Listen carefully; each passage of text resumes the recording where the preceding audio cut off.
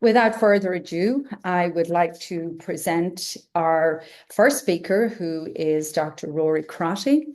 He is a consultant histopathologist at Cork University Hospital and the Breast Check Division of the National Screening Service. He became a member of the Department of Pathology in September 2022, and we're delighted to have him working with us in CUH. Dr. Crotty is a Cork native, graduated from UCC School of Medicine in 2014. And after completing his internship at CUH and other Cork hospitals, he moved to the United States, where he spent several years at the Massachusetts General Hospital in Boston. During his time at the Mass Gen, Dr. Crotty completed residency training in anatomic and clinical pathology, serving on separate occasions as the chief resident in both anatomic and clinical pathology. After residency, Dr. Crotty undertook the MGH Fellowship in Gastrointestinal Pathology and was subsequently recruited to join the Mass General faculty. From 2020 to 22, Dr. Crotty was a member of the gastrointestinal and genitourinary pathology groups at Mass General and was an instructor in pathology at Harvard Medical School. As I said, in 2022, Dr. Crotty returned to Cork, and we were delighted to welcome to the Department of Pathology. His research to date has focused primarily on hematological diseases, especially where they interact with gastrointestinal or the hepatobiliary system, such as hepatic manifestations of chronic variable immunodeficiency syndrome. His work has been published in leading journals, including the New England Journal of Medicine. In his present clinical practice, Dr. Crotty is a member of the gastrointestinal, breast, and genitourinary pathology groups, and looks forward to supporting the development of a subspecialized lymphoma group as the Department of Histopathology continues to expand. So I'd like to welcome Dr. Rory Crottie, who is going to speak to us this morning on an overview of hematopathology in cancer care. Thank you, Rory. I'll hand it over to you. Great. Thank you, Louise. I'll just share my screen here. Now, hopefully now you can see that. Does that look good? That looks perfect. Thank you, Rory. Excellent. Great. Well, thank you, Louise, for the introduction, and welcome to everyone. It's really a pleasure to be here. Move this out of the way. It's really nice to be here to talk with you for a little bit about hematopathology, which is an area that has really always kind of captured my imagination all the way back to medical school. The diseases of the blood, their diagnosis, their treatment. It's a really interesting area. And so when I was asked to kind of talk about it today for the cancer series, the title I was kind of suggested was An Overview of Hematopathology. And, there's many ways you could take that. But what I actually thought might be useful for people who might not be as intimately associated with the finer divisions of hematopathology or the internal workings of a pathology lab as I might be, and I hope that many of you are not, because that means that I can stay here all day. I thought it might be helpful to kind of go through in a bit more detail kind of what it is that a hematopathologist actually does, how we use the various tools at our disposal to reach diagnoses, and kind of like just a general overview of the role that we play in cancer care. So I hope you find it interesting. I hope you find it in some way useful to your own practice. Yeah, if you have any questions, we'll have a Q&A session afterwards, and so we can discuss them there at that point. So let's get started. I'll start by saying that I have no conflicts of interest to declare for this talk. So when we consider kind of like the best place I think to start with an overview is kind of agreeing on what exactly we're actually talking about. And so kind of I say like, what is hematopathology? What do you think? I think kind of like there's several ways, there's many different definitions you can put out there. Kind of a very broad one might be to kind of just say it's the study and diagnosis of human diseases involving blood cells, hematopoietic organs, and lymphoid tissues. But I think on a more kind of specific and maybe a more practical level for people who are involved in the practice of medicine, it's the field of medicine, which primarily I think focuses on the diagnosis of lymphomas, leukemias, myeloid neoplasms, diseases of the bone marrow and lymph nodes. Same thing again, different words, but maybe with a somewhat more kind of directly clinical application. Hemepath, I think, is a really great area. It's a very dynamic and rapidly evolving field, which kind of ahead of many other areas in pathology, speaking at least from my own perspective, has been at the lead in integrating different and new analytic methods to yield diagnoses and useful clinical information. A brief note kind of like on what we're talking about in terms of the role of hematopathology. I think that the main role that hematopathology plays in cancer care, and it's an absolutely central role, is to provide a diagnosis and a basis for patient treatment.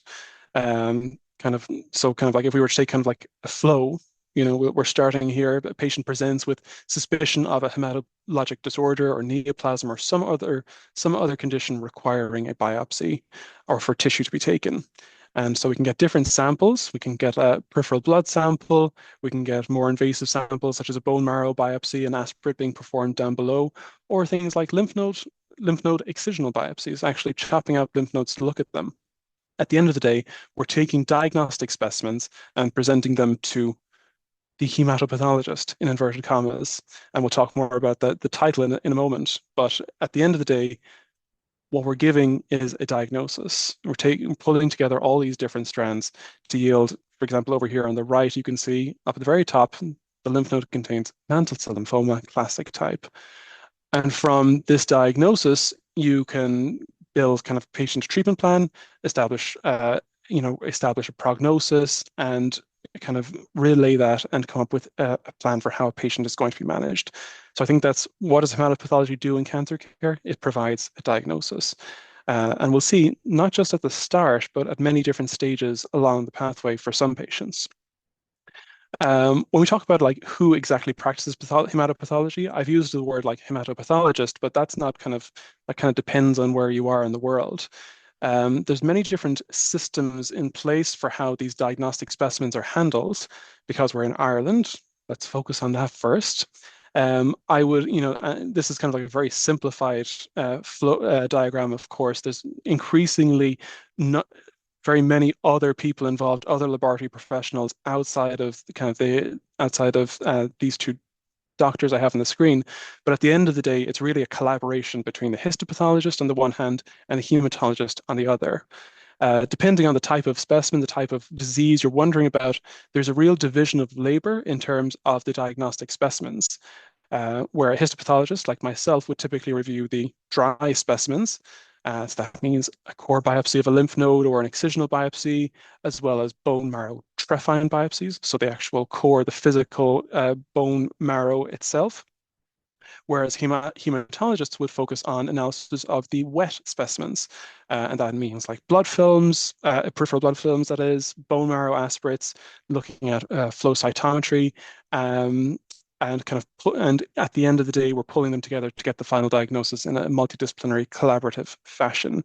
Now, this chart doesn't take into account other important professionals such as molecular pathologists, people who are looking at and interpreting genetic testing, for example, or cytogeneticists who are interpreting cytogenetic testing. But I think this is kind of like the main overall paradigm, and it illustrates hematopathology as a very collaborative endeavor. Now, I grew up in a slightly different system, which is the American system, where you actually have a person who is called a hematopathologist. These are board subspecialty trained and board certified pathologists who will take the lion's share of the diagnostic specimens. Most of the ones which I have listed there just previously will actually just be reviewed solely by the hematopathologist in America. But nonetheless, the hematologic oncologist, which is their counterpart, will still play a role in the diagnostic process. No matter where you go, it's always a collaboration. And it's just it depends on whether you are more like Ireland or more like America. Now, what are the tools that we use in hematopathology? There's a wide variety, but I would say that by far the most important, and kind of maybe the one which is classically associated with pathologists, is the microscope. Microscope is hundreds of years old, and it might look a little bit old-fashioned next to the very wide variety of extremely sophisticated testing equipment that is currently used in the lab. But microscopy remains the mainstay of diagnosis. Light microscopy alone with glass slides technique, which is over a century old, it remains the workhorse of getting to a diagnosis, and it's a very, very powerful tool. When combined with additional techniques like immunohistochemistry, you really amplify its power. Ancillary testing techniques like flow cytometry can turbocharge that power further, giving you additional methods which are far more sensitive to detect smaller levels of cancer, which might not be identifiable by light microscopy alone. And increasingly, in recent years, we are seeing much more use of cytogenetics and next generation sequencing methods to further subclassify and better characterize hematologic disorders in patients. So hematopathology, kind of a person who would call themselves a hematopathologist would need to have a good command of interpreting all these different tests and how to draw them together to give that final diagnosis. Going through these kind of one by one, we'll just have a very quick stop with microscopy. Light microscopy, as I said, remains central to diagnosis. If you go look at your WHO classification, the blue book, 80 to 90% of the text will, for each individual condition, consists of description of what it looks like under the microscope on the H&E and on the H&E slide and by immunohistochemistry. In many cases, a H&E stain slide alone, I would say, will probably get you most of the way to diagnosis. You might not be able to clinch it, but you can get pretty darn far. When you combine it with immunohistochemical staining, which we'll talk about briefly in a minute, I think you can really get to the stage of confirming the diagnosis of many lymphoid and myeloid neoplasms. So for example, the H&E stain slide alone, the pink and purple, the all reliable for pathologists. Here's kind of 3 examples of kind of common conditions which might come across the desk of a practicing hematopathologist.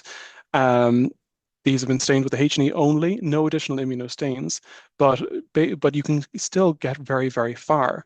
I can tell you on the left, without any history, we have a kind of a proliferation of malignant appearing immature lymphoid cells, scant cytoplasm, so a very dark blue look, but then scattered throughout, we've got small these little guys here, kind of paler looking cells with little dots, which are actually apoptotic debris.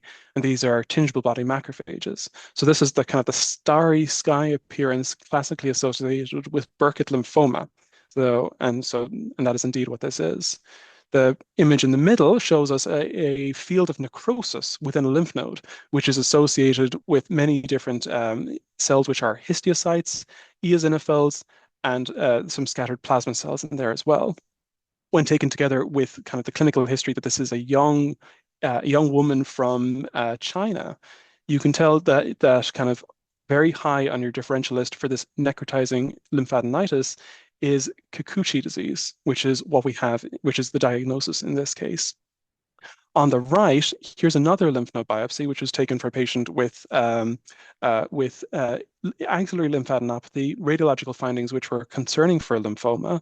But you can tell a pathologist without any additional immunohistochemistry can tell you that this is not lymphoma, this is a metastatic carcinoma. Immunohistochemistry will be helpful to confirm the site of origin, but you don't need it to make the initial diagnosis. So by the H&E alone, you can really get very far down the lines of malignant hematopathology, benign hematopathology, and even not hematopathology. But of course, we have a lot more available to us these days. We're not practicing in the 1950s anymore. Immunohistochemistry has utterly revolutionized the practice of pathology and is extremely useful in hempath. So if you're not familiar with the process, what this is essentially a method to detect whether or not a certain antigen is present in a cell or in a piece of tissue which we're staining. We're using a process, essentially just a chain of antibodies. One antibody targets the antigen, another antibody targets that first antibody, and then there's an enzyme attached which will catalyze a color change in a substrate which is added later. Basically, what immunohistochemistry allows you to do is to tell, by means of a color change, if a certain antigen is present or not. Tissue can then be examined by light or fluorescence microscopy. And this is actually extremely powerful for the reason that many hematolymphoid cells, although they're extremely different in nature, look very, very similar. So if we look here at this next image, just to kind of show you the power of it, here's a H&E stained image of a reactive lymph node. We have a kind of, this is clearly a germinal center here in the middle, at the middle of a secondary follicle, and it's surrounded by loads and loads of small little lymphoid cells, which are, so they're lymphocytes, but we know that some of them are going to be T lymphocytes, some of them are going to be B lymphocytes. We can't tell the difference by H&E alone. However, with the addition of immunohistochemistry, it becomes extremely straightforward. So remember, the color change in question in IHC is essentially blue or pale to brown. Brown is positive, blue is negative. This is a CD3 stain, which is highlighting, you can see it's highlighting lots of small little cells, little rim around their cytoplasm. This is CD3 or the T cell receptor. So very clearly you can see that there's a large population of T cells outside the germinal center, not within it. Conversely, CD20, which is a B cell marker, is highlighting kind of cells in an opposite pattern.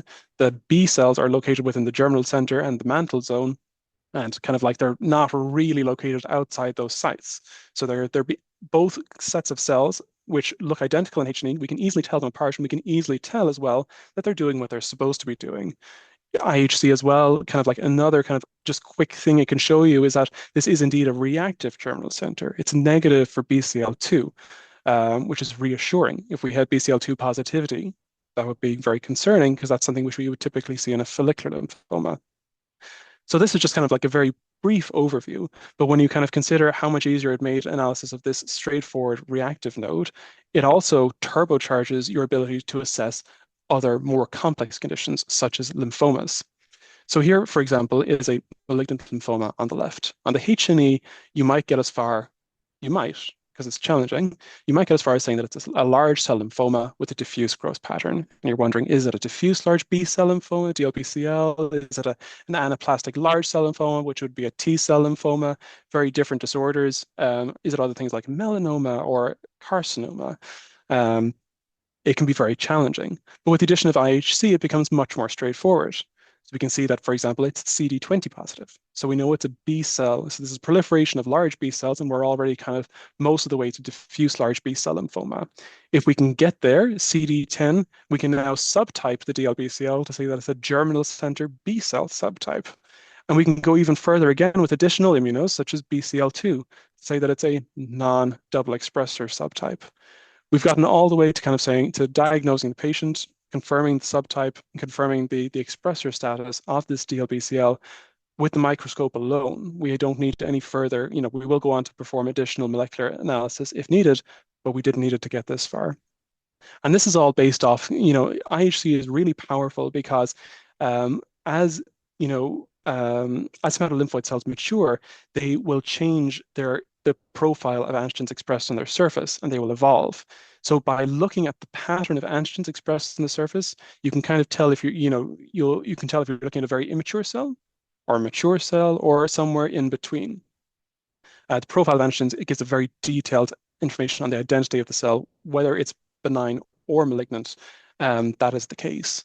So for example, over here on the left, a very immature B cell will express TDT, CD10, and CD34. A mature B cell does not express CD34, it does not express TDT, but it does express CD20. Similarly, a very mature B cell or a plasma cell expresses CD138 and none of the others. But so this is kind of showing you the opportunity, the information that IHC can get out of a specimen.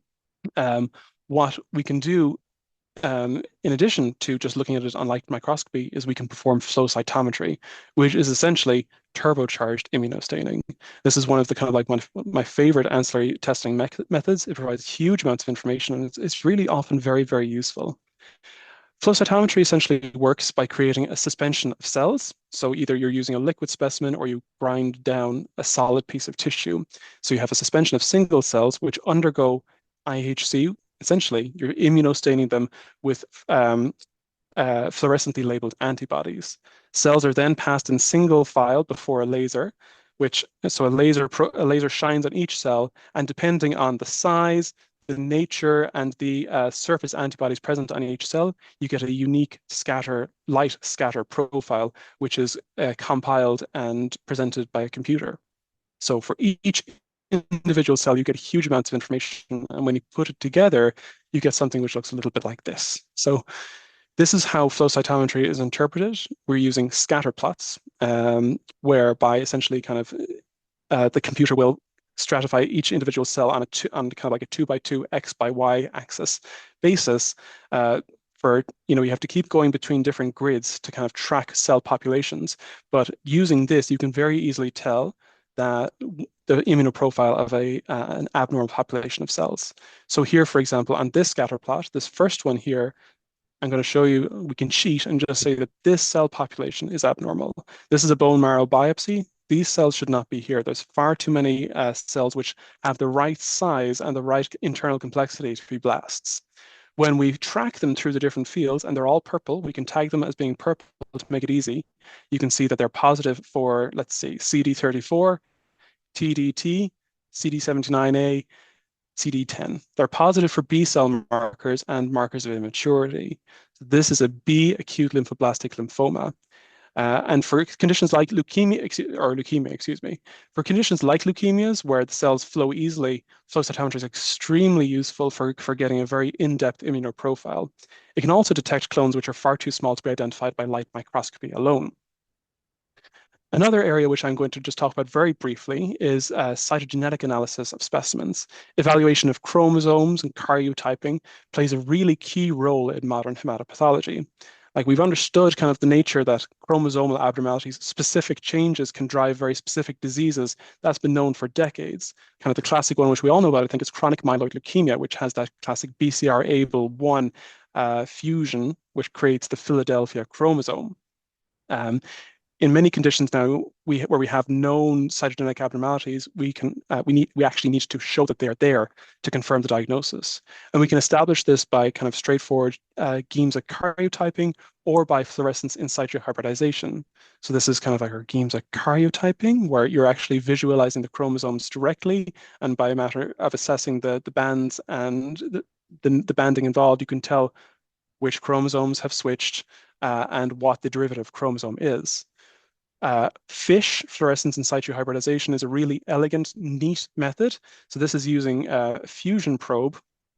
So essentially what we have is a green probe attaches to BCR, a red probe attaches to ABL, and when they fuse, when the two genes fuse, the green and red overlap and you get a yellow signal. So that's kind of showing that they fused. So this is kind of demonstrating the presence of that Philadelphia chromosome. However, microscopic correlation remains essential to the diagnosis. And in defense of microscopy, I'll also say that in some cases, you can almost go backwards. There are some diagnoses which have near pathognomonic findings on microscopy, which are very characteristically associated with certain cytogenetic changes. For example, this is an aspirate specimen from a patient with acute promyelocytic leukemia. You can see here in the cytoplasm of these large cells, which are promyeloblasts, that there are large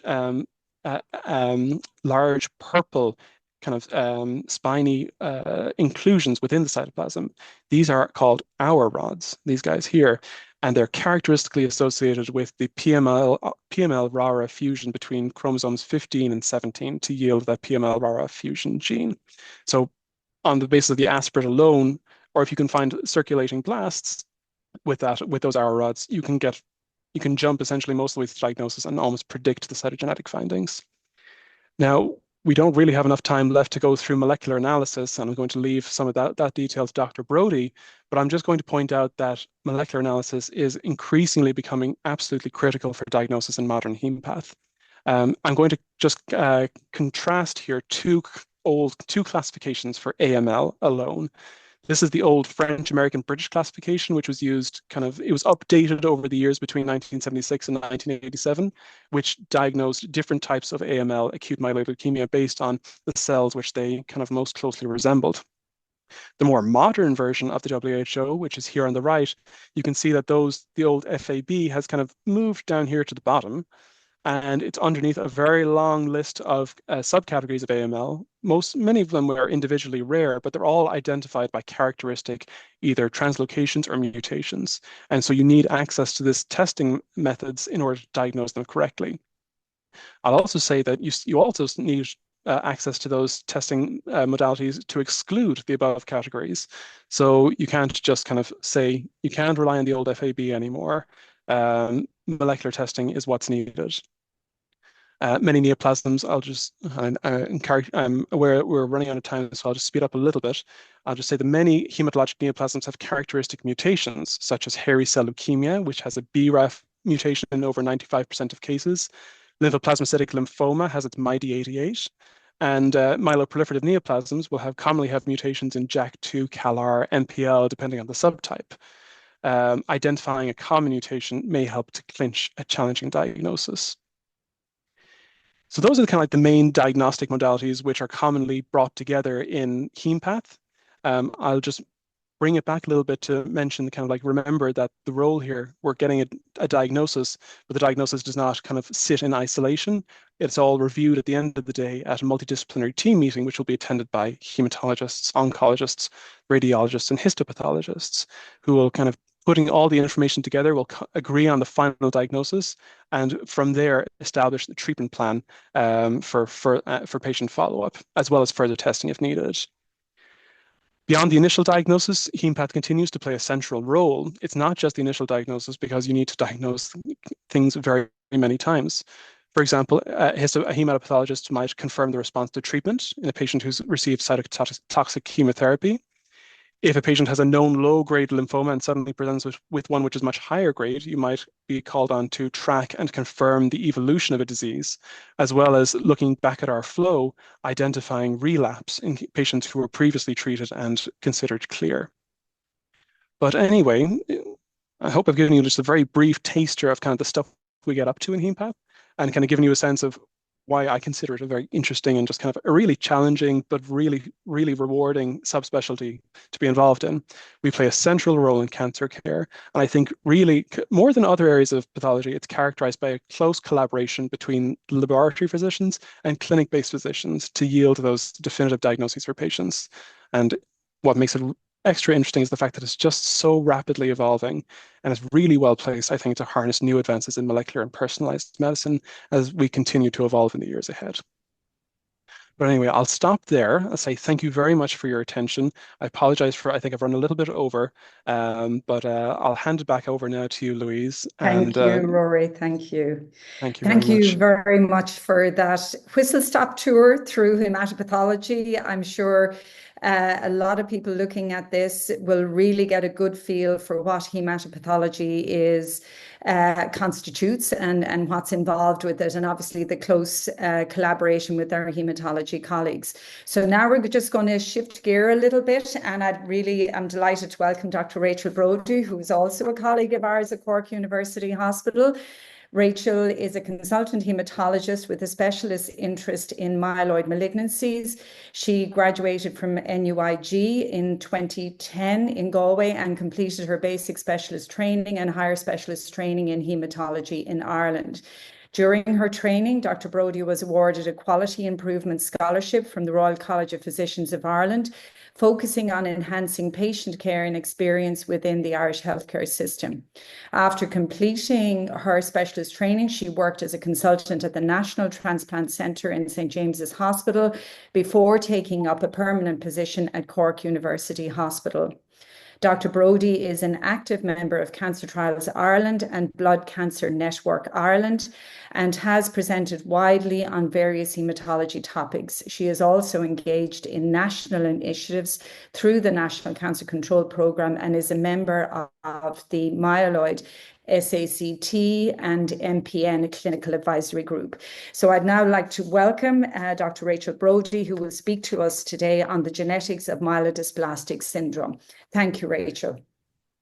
Thank you very much for the kind introduction. I'd like to thank the organisers very much for asking me to present on what I find such a fascinating topic. And I'd also like to thank Dr. Rory Crottie for a fascinating talk through hematopathology. And I think it's a good presentation overall, I think, to follow, as there's some very nice areas of overlap and sort of complementary areas, I think, between the two presentations. So here are my disclosures. There we go. So I'm aware that not everybody here is a hematologist, so I'll just start with a quick definition of what myelodysplastic syndrome is. So it's a cancer, it's a blood cancer, a clonal hematological neoplasm, and it's characterized by persistent cytopenia, so low blood counts, so morphological dysplasia, so abnormalities in what the cells look like when we do bone marrow aspirates and trephines, and with an inbuilt propensity to developing acute myeloid leukemia. And like, what's so interesting about this disease is that there really has been a massive revolution in how we understand it over the last number of years, due to advances in sequencing technology, so particularly NGS. And what's also fantastic about this is that these are now available. So 10 years ago, you'd hear them being spoke about at international meetings and in research settings, but now they are available more widespread, and this is really sort of evolving and sort of changing about how we diagnose them, how we prognosis, how we provide prognostication for patients, and to a small extent, but hopefully in a much broader way in the future, how we treat our patients as well.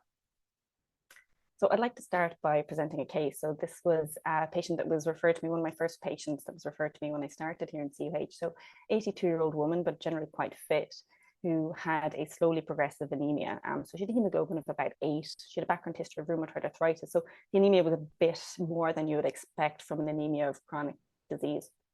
But she was otherwise well. Her white cell count, her platelet count was normal. So she had a bone marrow aspirate and biopsy. So this showed that the white cells and the red cells looked abnormal. So there was bilineage dysplasia there. And that when we did the iron staining, we could see very abnormal iron deposition in her red cell precursors. So that forms this pretty little ring around the nucleus of the red cell. So that's called a ring sideroblast. So I won't, we would have gone on then to do her genetics, and then we would have gone on after that to do her NGS. Now, for some of the hematologists in the group, I'm not giving anything away when I say that actually her cytogenetics were normal.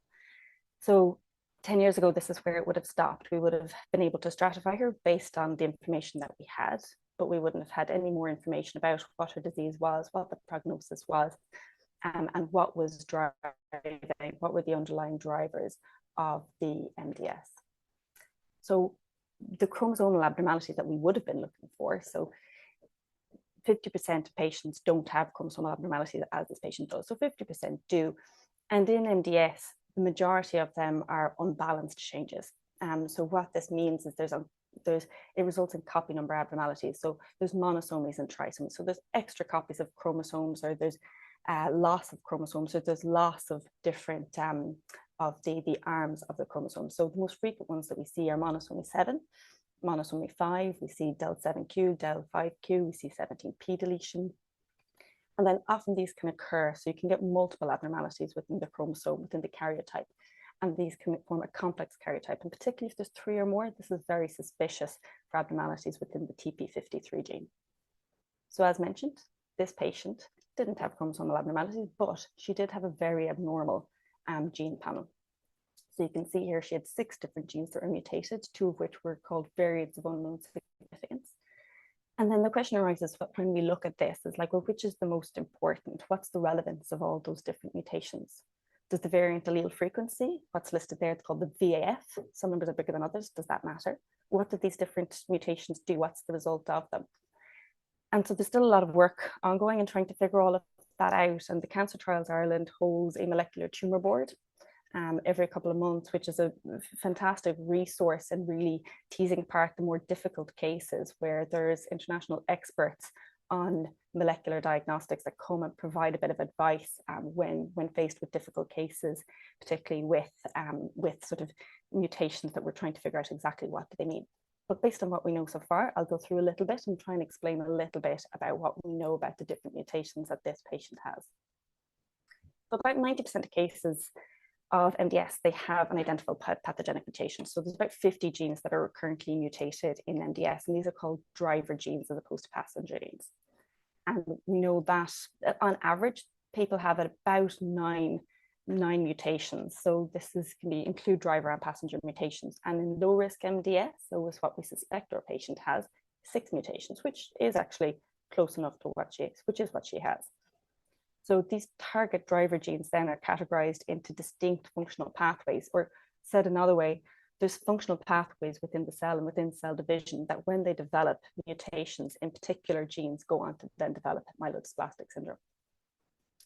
So what are these pathways? So there's a couple of ones involved, and this is not an exhaustive list. So they involve DNA methylation, histone modification, so epigenetic modification of gene expression, RNA splicing factors, so how RNA is chopped and then put back together again, transcription pathways, signal transduction pathways, checkpoint pathways, and cohesion complex. And we know that the mutations happen at different points. So MDS is generally thought of as having a sort of a stepwise evolution and the accumulation of different mutations, although there are some that we see at different stages. So there is a sort of pre-malignant condition called clonal hematopoiesis of indeterminate potential. And this is where there are mutations present, but the patient doesn't have cytopenias, they don't have dysplasia. And the DTA genes, which are in bold there, DNMT3A, TET2, ASXL1, they're often associated with CHIP. But then you've got, on the other hand, you've got MDS and AML. And they are often associated with all these mutations that are listed here, but the pattern can be quite different. So in more advanced MDS and progressing into AML, you tend to see more transcription pathway mutations and signal transduction pathways. But also what's interesting is that those pathways, those mutations that were present in CHIP, DNMT3A specifically and ASXL1, when they're found in MDS, they actually become a sort of more high risk or more adverse feature. And the mutations, the cohort of mutations doesn't occur in random. So they often cohort together in specific groups, and there's particular mutations that can be mutually exclusive. So if you have one, you won't have another, because the co-occurrence of those generally leads to cell death. So a group led by Elsa Bernard et al., they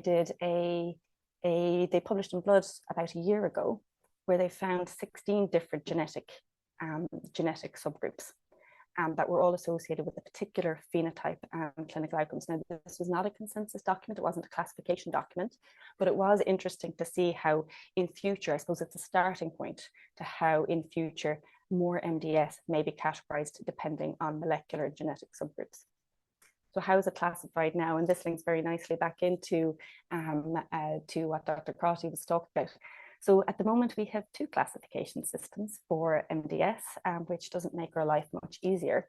So we've got the International Consensus Classification, and we've got the WHO 5th edition, which were both released in 2022. So they generally overlap, but there are some small areas of difference, which I'll just go through here. And I'll just explain a little bit about how the genetic landscape has sort of changed how we do diagnose different parts of MDS.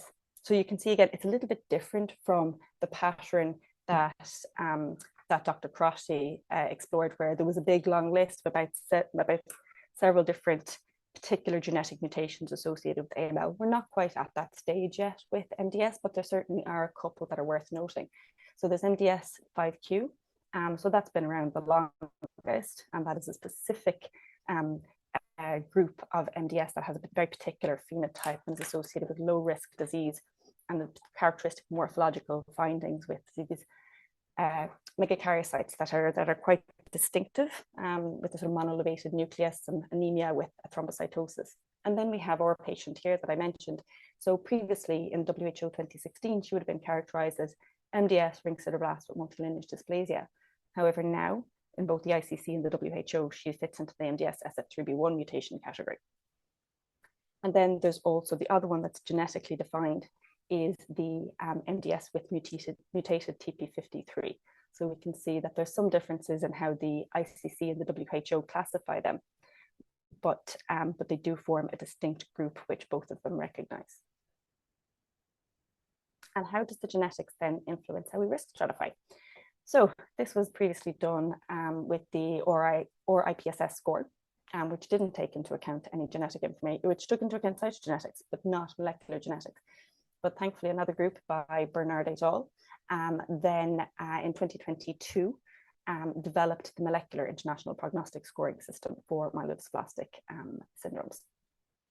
So for our patient here that I discussed, we can see They have an online calculator. So you were able to insert that she had a mutated ASXL1 mutation. Now, even though it was a variant of unknown significance, to be sure I didn't under-categorize her, I did include it. And also I entered her SF3B1 mutation. And you could find that even with this, she's still categorized as a low-risk MDS.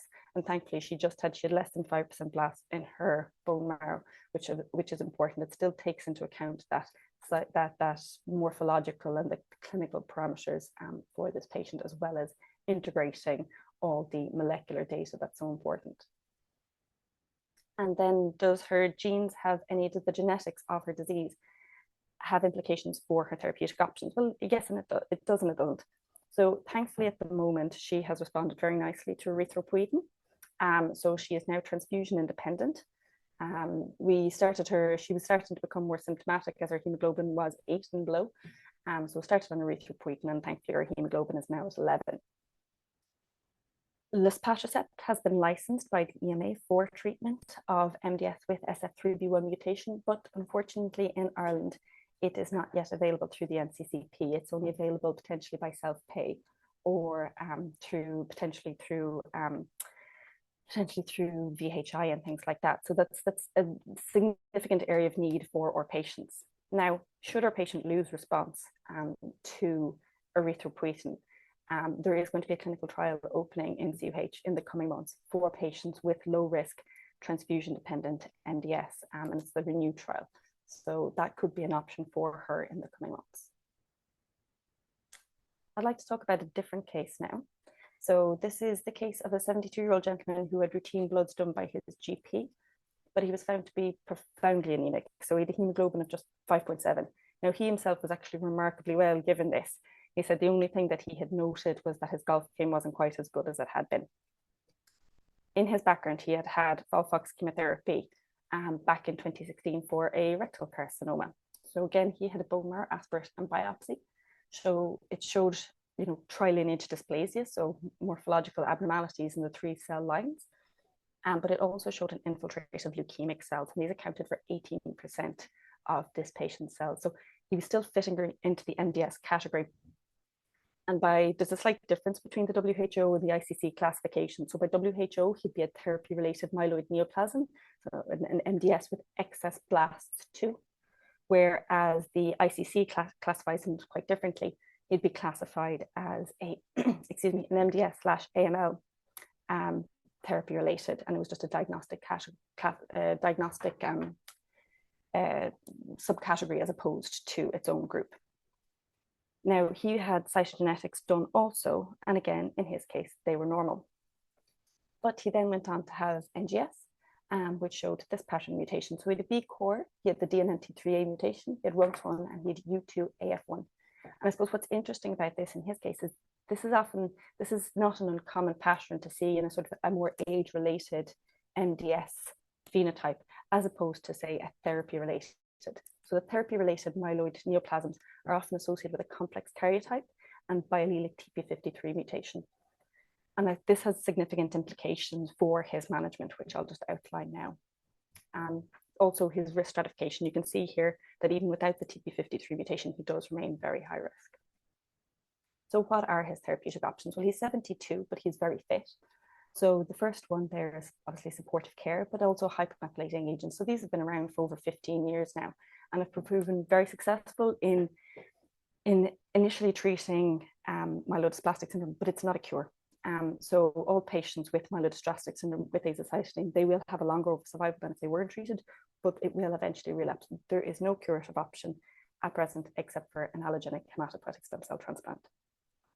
Now, thankfully, age is no longer the same barrier for transplant that it used to be. It used to be very strict cutoffs, that would change over time, previously 65, but no more recently, their age is not a specific cutoff. It's all about physiological fitness. And I suppose that's why that part of history, where knowing that he is able to go golfing 2 or 3 times a week is so important, and it really speaks to his potential fitness for transplant. So this is where he's at now. He's had azacitidine. He's had several cycles. Thankfully, his full blood count is now normal. So he has a complete morphological response. But he is being worked up for transplant, and this is with and this is the route he is going to go down, and thankfully has been seen by the team in St. James's Hospital and is considered fit for transplant. And I wanted to speak a little bit about what the alternative could have been had he had the very classical findings that we see with a therapy-related MDS, where you do get a complex karyotype and you do get things like biallelic TP53 mutation. And I suppose, what is the importance, and why is biallelic TP53 mutation different from other ones? So for biallelic TP53 mutation, you need NGS and FISH, and you need karyotyping. So basically you're looking for a copy number alteration. So you're looking for a loss of 17p, or you're looking for FISH that has a probe that's specific for the TP53 locus. And then you also need to do NGS that look at exons 4 to 11 of the TP53 gene. So in the absence of any chromosomal abnormalities, if you're just going on NGS, you're looking for a single mutation with a variant allele frequency of greater than 50% that will suggest loss of heterozygosity to essentially say that both genes are essentially abnormal. Or you're looking for 2 mutations with a variant allele frequency of greater than 10%, again to say that the 2 genes are either they're both abnormal if one is not gone. And why this is important? Well, it's because at present the treatment options are so poor. There is very, very little available to treat them. There's been a number of studies, a number of false starts, but really we're left with very little. So there is some, we do use azacitidine, but in terms of actually providing potential cure for these patients, there is very, very little. Allotransplant is used sometimes in very fit patients, but we know that the success rate is less than 20%. And I suppose what speaks to this is that the ASCO educational book last year in 2024, in its section on practical applications, it discussed the usual things about supportive care and about clinical trials, but it also had a significant section on the importance of clinicians being able to appropriately and sensitively deliver bad news to patients with this mutation. So where does this leave patients for now and in the future? Well, unfortunately, magrolimab and epiprenopot, so APR-246, they were, some hope for TP53 mutated MDS. However, their clinical trials are now on pause as there's been basically the lack of efficacy or increased toxicity. Venetoclax is not an option for TP53 mutated AML, but it is a very good option for AML, and it also is a very good option it's potentially a good option for MDS with increased blast. They're now looking at the use of IDH1 and IDH2 inhibitors and things like an XPO inhibitor like eltanexor. You can see on the EU Clinical Trials Register and on the US Clinical Trials Register that there's certainly a lot of activity ongoing in this area. So with any luck and with a bit more research going on in this, there will be hope for the future. I couldn't talk about the genetics of myelodysplastic syndrome without at least mentioning the inherited myelodysplastic syndrome. So this is certainly a lot more common than previously thought. It's actually even up to 15% of cases of MDS. Previously, it would have been always the things that would have made you suspect it is young age, strong family history, and VAF, a variant allele frequency of 50%. But we know that young age isn't necessarily true anymore. And I suppose this has been led by the research in the DDX41 mutation, which in germline mutations is associated with the onset of myeloid neoplasms in the 6th decade of life. So very different from what we would have known or what we would have thought of inherited syndromes in the past. And I wanted to highlight this paper that was published in Blood Journal just last year. So this was from a group in the UK. This was a biobanking study where they looked at over 400,000 participants and identified within that group 1,000 people who had germline DDX41 mutation, so about 1 in 450. And I suppose one of the reasons why I found this so interesting was it really illustrates how important a successful and comprehensive biobanking strategy is. This wouldn't have been possible. This study wouldn't have been possible without that. And I suppose it also illustrates that this gene is not that uncommon. Now, of those 1,000 patients who had it, about 3% developed MDS/AML, and that's a 12 times higher risk than the general population.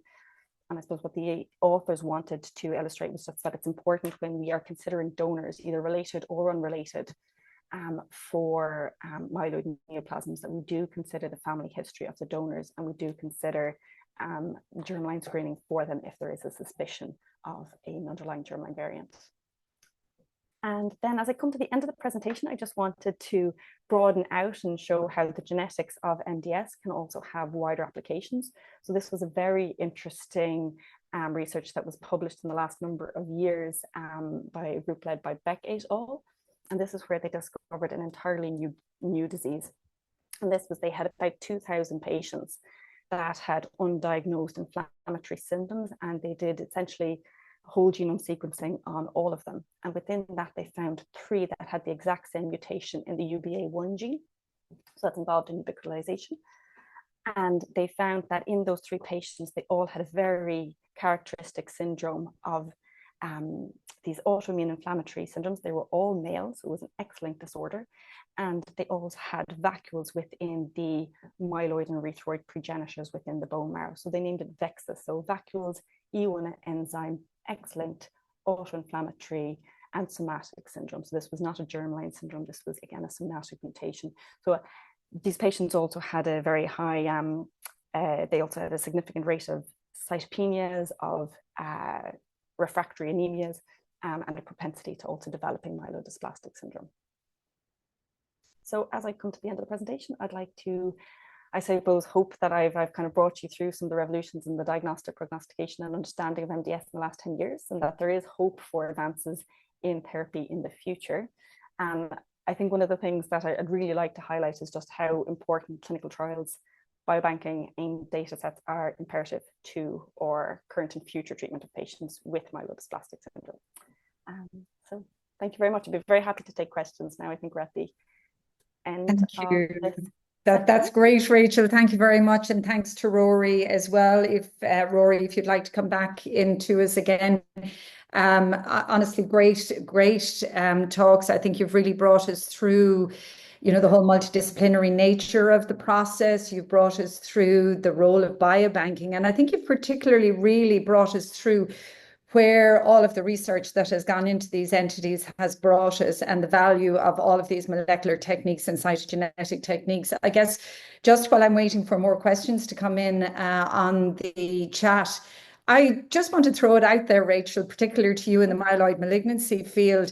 I mean, do you see a point where simply when you take a sample, it's just going to go straight for molecular and cytogenetics, and the role of a hematologist looking at the aspirate is going to be, you know, it's not going to be as important? Because to me, it seems it's optimal for classification, it's needed to find treatment, predicting other things happening in certain patients. I'd just love to know your thoughts on that.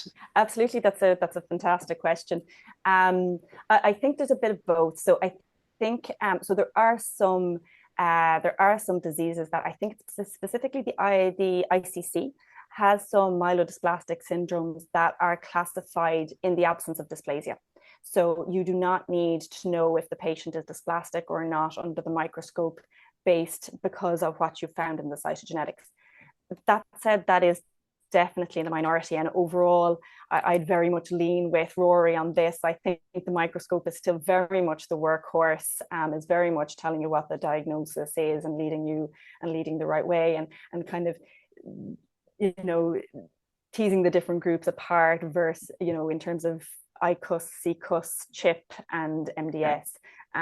So yeah, no, I think that there's certainly a lot of overlap, and like Rory said, you know, the knowing the genetic profile and knowing the morphology, one feeds into the other, and you find particular groups that do fit together. But overall, I think we're going to still need the microscope for a while. Yeah, I think so. I agree with you on that. And I guess just even looking at Rory, you very nicely highlighted, you know, the difference between the American system and the Irish system in relation to how pathology is taught, particularly in the realms of hematopathology versus hematology, and how it's quite separate within the Irish system.